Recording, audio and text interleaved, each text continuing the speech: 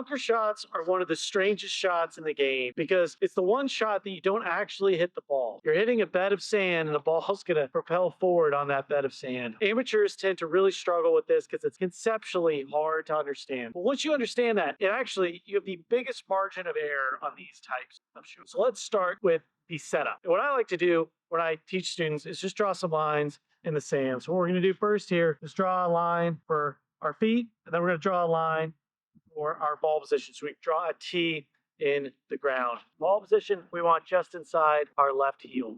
Now, this is very different than a pitch shot, where I talked about you want to be pretty narrow with your feet, about a club width apart. We want to be extremely wide with our feet in the bunker. So as I set up here, I'm going to be really wide, flare my feet out. I want this line going just inside my left heel, and I'm going to start to dig my feet into the sand. Now, once we're in that good wide base, feet flared out, you're going to want to feel like you're going to sit down. You're going to, first of all, really important to get this face open. More so important than any other shot is really spin that club open before we grip it.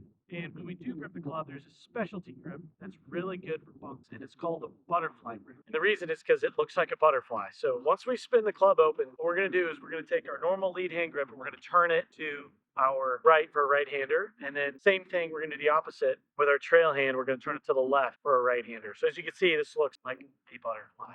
So we spun the club open. We've got our nice butterfly grip. This is going to get us in a great position to set the club. We want a lot of wrist set going back. We really want to work that club open. But having that grip is really going to take care of it. We're not going to have to think much about it. We just get in that grip, really feel like we crank this thing open, really get a lot of wrist set. Those are the fundamentals for the backswing. We're extremely wide. We're digging into the sand. We're getting low. We're keeping feet flex. That nice butterfly grip. We're working that club up. Tons of set. Face wide open.